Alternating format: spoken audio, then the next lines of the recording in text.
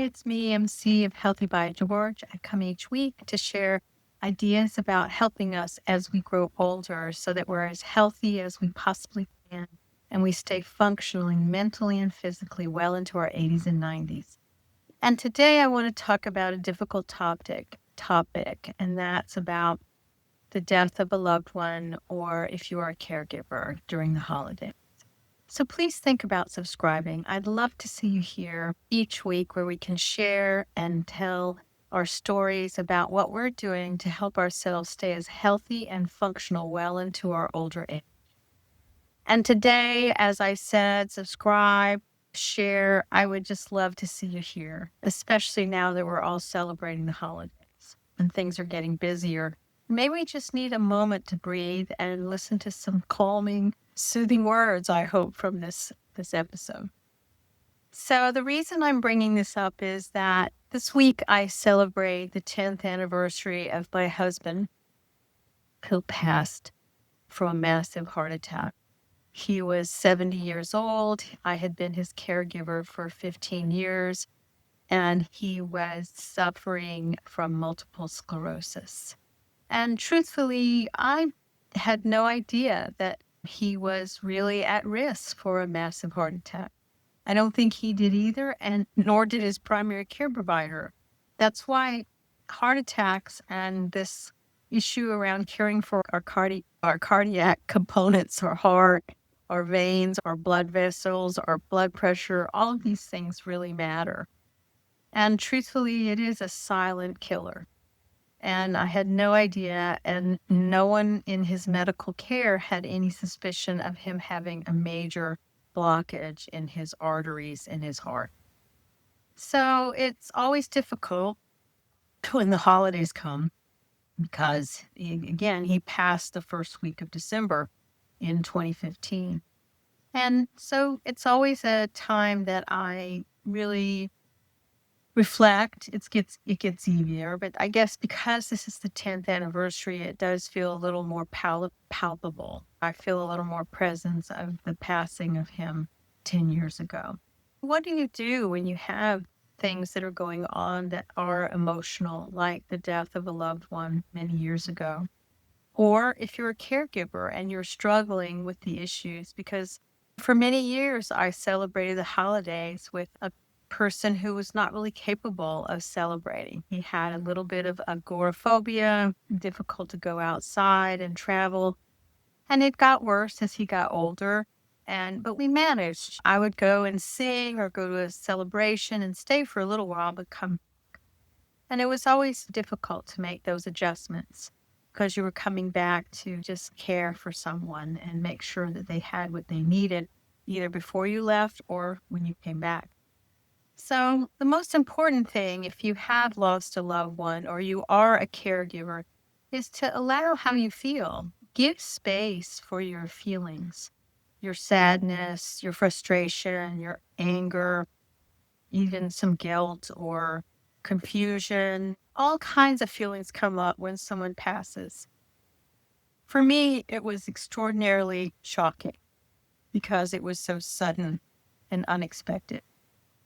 And I have to give myself the opportunity to either not be festive or choose to be festive in my own way so that I look at the holidays in a different way, perhaps. It's somewhat, what, I guess, a little bit wistful or a little bit, both good and bad memories come back. And then I have to allow myself to recognize where am I right now? That the grief of losing Angel, that was his name, Angel Lama.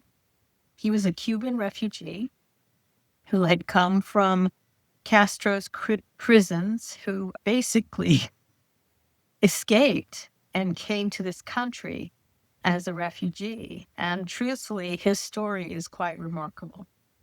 And I always think about how truly strong Angel was, despite everything that happened. In fact, I can in no way, in any way at all, understand the suffering and challenges that his mother and he experienced when they were in Cuba. And so it always brings back these feelings of their journey in this life. And I'm so happy that the part of their life that I shared was one that was loving and supportive and allowing them to have space for their feelings about what they experienced in Cuba. We talked about it a lot. And I learned a lot, actually. And I really appreciate so much what I learned from them. So, acknowledging how we are is so important, whether you're a caregiver or you experience someone who passed, or maybe you've had someone die just recently.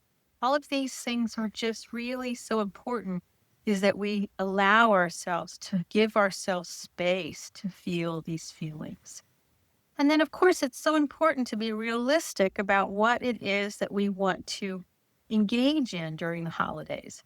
Maybe we're not one of those people who wants to really stay for as long at parties as others do, or you don't feel as festive, or you don't have the energy or the attention to somehow engage in some of the typical traditions of the holiday season. But you can always just share with your family and your friends that I just need to keep things low key this year, or I just have to go home early because I have an early day tomorrow. Whatever it is that you need to take care of yourself and your feelings during this time is so important.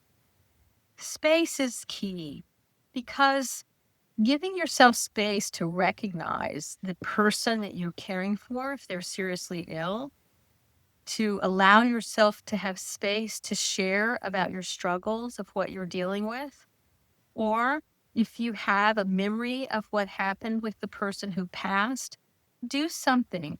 For me, what I do is I light incense every morning during December in remembrance of Angel. And basically, it helps me contemplate the years that we spent together, both good and difficult.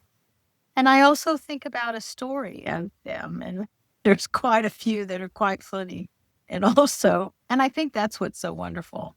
And then I have some amazing ornaments and photos from our time together.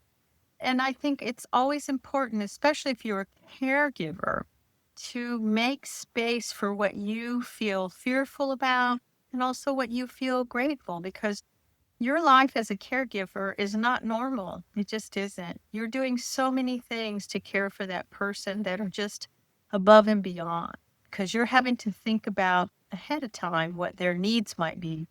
Because with Angel, because he suffered from multiple sclerosis, his thinking was not always very clear. His decision making, his ability to make choices was challenged. And it got a little worse as he got older. So, doing something to help yourself integrate these feelings with some type of a ritual or an acknowledgement of what your experience is so much a value for me. And I'm hoping it's a value for you because let's face it, the holidays, when things are supposed to be bright and fun and celebratory and loving and filled with tons of good food and good times, you're facing some feelings that are not so easy. They're hard. They're hard feelings. And so you have to feel your energy level. You have to feel like, where are you? Where are you? Are you someone who's feeling very active and you feel like it's a go go? But sometimes something might show up that all of a sudden you feel like you need to wait and stop and give yourself a moment. And maybe this activity is not for you. And then, of course, if you are feeling overwhelmed, figure out a way to delegate. Figure out a way to take a breath, give yourself some space, give yourself some downtime, whatever it takes. For example, if you're feeling up to it, do some kind of fun thing like a favorite movie that you used to watch with the person who passed. Or maybe it's something fun that you can do with the person you're caring for that was always a good memory for you and the person you're caring for.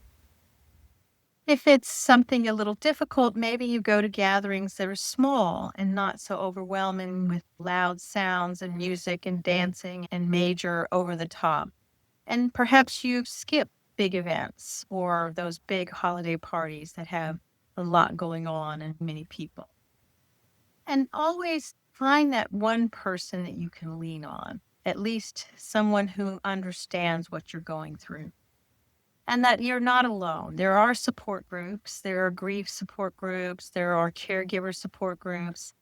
And it's just important to have your surround yourself with a group of people who have had a similar experience, or they also are understanding more of what it is that you're going through, especially if you're a caregiver or if you've had a loved one pass during the holidays.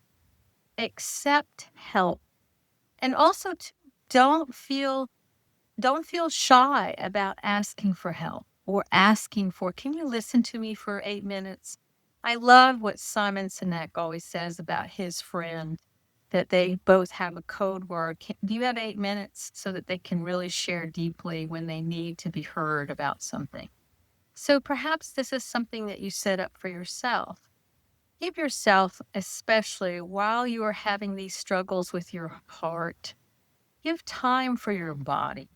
Take care of your body, drink more water, do things with small, high protein meals that are low in carbs that give you energy. Move gently, do some yoga or do some gentle, slow walking and take in the sights of the beautiful Christmas ornaments and think of things that you have as ornaments at your home. Sleep more, take a nap, listen to some wonderful music. Take time to just chill and do nothing. This is so important for our nervous system, truly. I cannot impress upon you enough because I too used to be go. I didn't stop. All I did was think of what to do next. That I have so learned the importance of taking time and doing absolutely nothing. Don't scroll on those apps. Stay away from all of them and just turn it off. Get caught up in watching the trees or the leaves or the birds or the blossoms or anything. Fill yourself with views of nature. Sit by a fireplace. Look at the snow if you have snow where you are, or the rain, or anything that's involved with nature. Take time to restore your body in any way that feels good to you.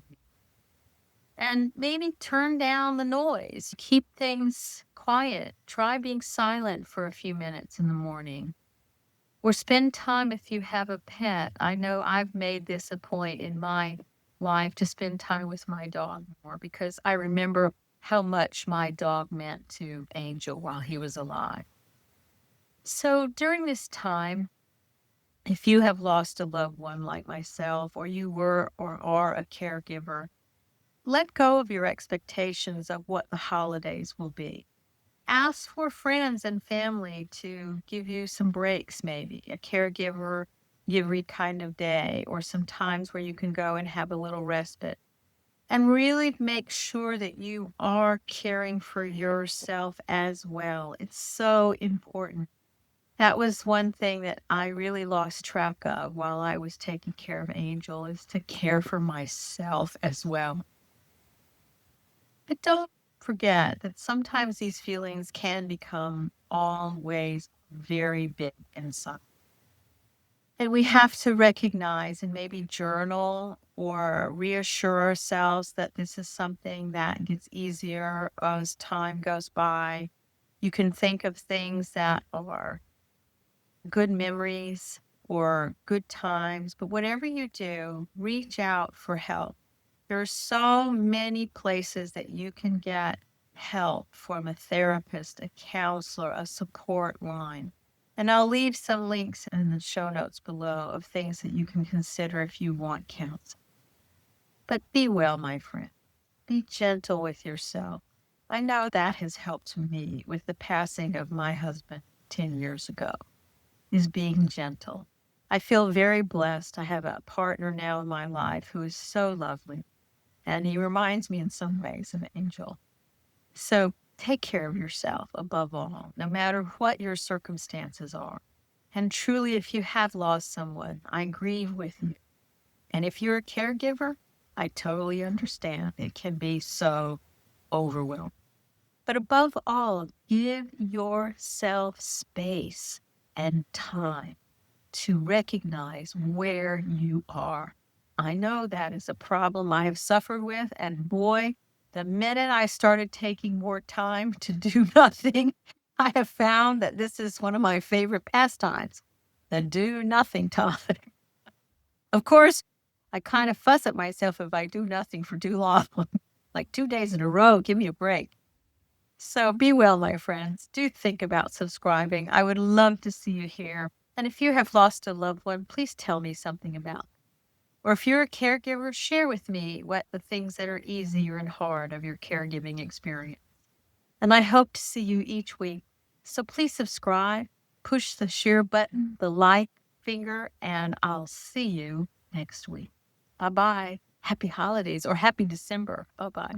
So thank you so much for joining me at Healthy by George. I hope you found the information inspiring and that it encourages you on your wellness journey. Because remember, your body, your well-being are a most precious gift, and every tiny action taken daily can make a huge difference. I hope the information here is educational purposes and is not meant to replace your medical care. See your doctor and talk about what works for you. If you enjoyed today's content, don't forget to give it a thumbs up and subscribe to my channel. Your support means the world to me, and it helps me continuing creating content that inspires and empowers you to live your best life. Goodbye for now, and join me again at the next Healthy by George.